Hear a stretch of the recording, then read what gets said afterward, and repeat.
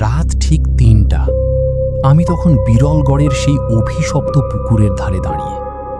চারদিকে শুধু কুয়াশা, আর জলের ভেতর থেকে ভেসে আসছে কারো কান্নার শব্দ। হঠাৎ পুকুরের মাঝখান থেকে একটা মেয়ে ধীরে ধীরে উঠে আসতে শুরু করলো। তার চুল পুরো মুখ ঢেকে রেখেছে, কিন্তু চোখ দুটো লাল আগুনের মতো জ্বলছে। তারপর সে এমন একটা কথা বলল যেটা শুনে আমার শরীর ঠান্ডা হয়ে গিয়েছিল। অনাথ, তুই দেরি করে ফেলেছিস, এখন আর কেউ বাঁচবে না। আর ঠিক তখনই পুকুরের কালো জলের নিচ থেকে শত শত হাত উঠে আমার পা টেনে ধরল।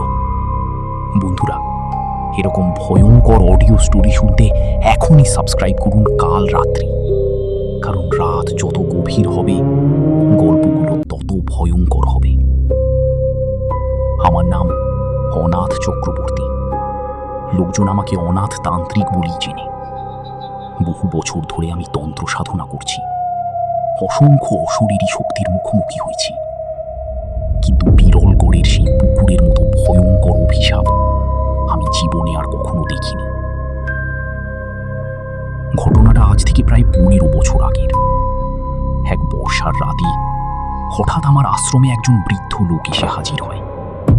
লোকটার শরীর কাঁপছিল, চোখ দুটো রক্তবর্ণ, যেন বহুদিন ঘুমোয়নি।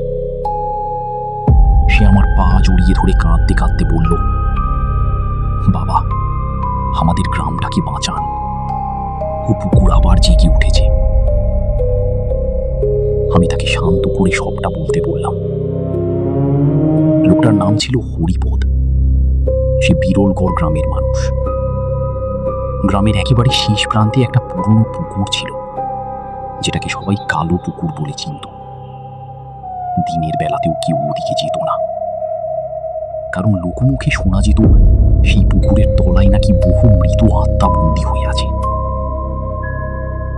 প্রথমে আমি এসব কুসংস্কার ভেবেছিলাম, কিন্তু হরিপদ যেটা বলল সেটা শুনে আমারও সন্দেহ হতে শুরু করল। গত 1 মাসে গ্রামের 5 জন মানুষ নিখোঁজ হয়েছে, আর যারা শেষবার তাদের দেখেছিল তারা সবাই একই কথা বলেছে। রাত 3টায় পুকুরের দিক থেকে মেয়ের কান্নার শব্দ আসে। তারপর জলের ওপর একটা সাদা ছায়া হাঁটতে দেখা যায়, আর যে সেই ছায়াকে অনুসরণ করে সে আর কখনো ফিরে আসে না। আমি তখনই বুঝেছিলাম এটা সাধারণ আত্মা নয়, এর পেছনে অনেক পুরনো তন্ত্র শক্তি কাজ করছে। পরদিন ভোরেই আমি বিরলগড়ের উদ্দেশ্যে রওনা দিলাম। গ্রামে পৌঁছানোর পর থেকেই অদ্ভুত একটা অনুভূতি হচ্ছিল। পুরো গ্রামটা যেন মৃত। মানুষজন দরজা জানালা বন্ধ করে রাখে, সূর্য ডোবার আগেই সবাই ঘরে ঢুকে যায়। আমি হরিপদের সঙ্গে পুকুরটার দিকে গেলাম।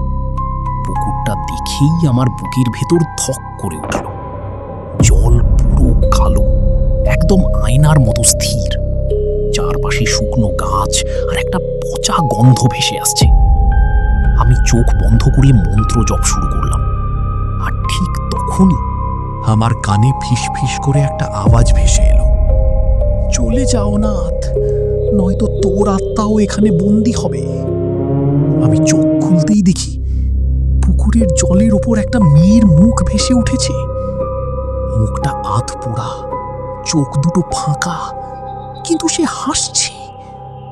হরিপদ ভয় পেয়ে মাটিতে পড়ে গেল।